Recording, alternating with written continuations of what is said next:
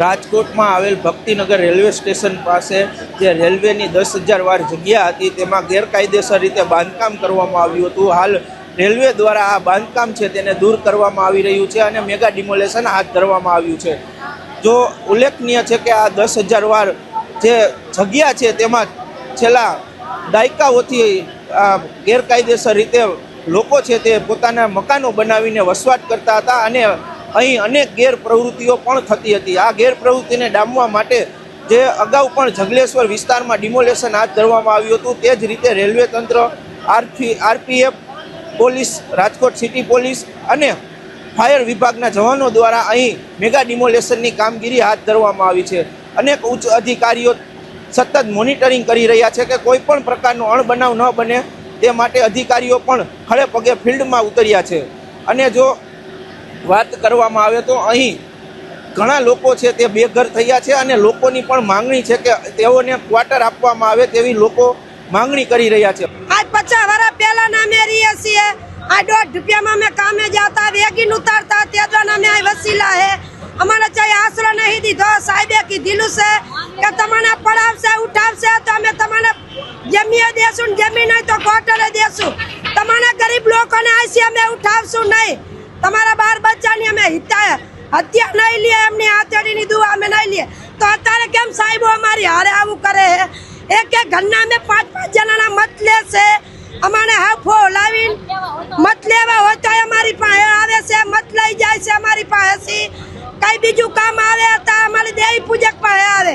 જ્યારે અમે દેવી પૂજક એમને દઈએ ત્યારે મને હેરવીને હાથ કઢાવે. 10-5 વાળા પડીકા દઈને મને ફોલાવી દે. સાયકલ અમારા ઘરમાં એક ઘરમાં 15 600 પરિવાર છે, 600-700 પરિવાર છે. હા, અને અમારા 12 બચ્ચા, અમારા જવાન દીકરીઓ લઈ, નાના છોકરા, અત્યારે 2 મહિનાના છોકરા લઈને અમારે ક્યાં જવું, શું ખાવું, શું પીવું? અમારે અમે મજૂરમાં શાકભાજીનો ધંધો કરીએ. શાકભાજીનો ધંધો કરીને અમે અમારા ગુજારા હકાલીએ છીએ. અમારે અત્યારે જે ઘર ચાય ભાડે નહીં દેતા, અમારા ઘરે અત્યારે બધા સામાન અમારા રોડ ઉપર પડ્યો છે. તો એમ કહે કે તમારો સામાન અમે રોડ ઉપરથી ભરી જાવ. મ્યુનિસિપાલિટી વાળાને બોલાવીને તમને મારકૂટ કરશું, તમને ફાયર બ્રિગેડ કરશું. ઉપરથી અમને એવું કહે અમારે સામાને કાઢવા દેતા નહીં. જો અમારો તર સામાન કેટલો હરકી ગયો.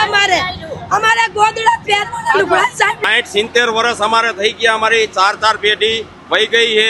તો અમે એમના દીકરા પણ જવાન થઈ ગયા. અમારી આ 4થી પેઢી છે. તો અમે જ્યારે મતદાનનું જ્યારે આવે ત્યારે ભાજપ વાળા પણ અમે આવે છે, કોંગ્રેસ વાળા પણ આવે છે. પણ આ અમારે 70-80 વર્ષની અંદરમાં મતદાન અમારા છેતરીને લઈ જાય. કોંગ્રેસ વાળા પણ, ભાજપ વાળા પણ.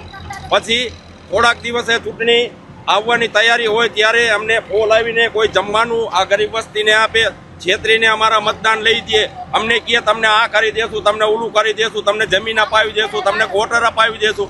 પણ અમારી આ 4 પેઢી વહી ગઈ છે, પણ અમારો અત્યાર સુધી કોઈએ ક્યાંય ઉધાર કર્યો નહીં.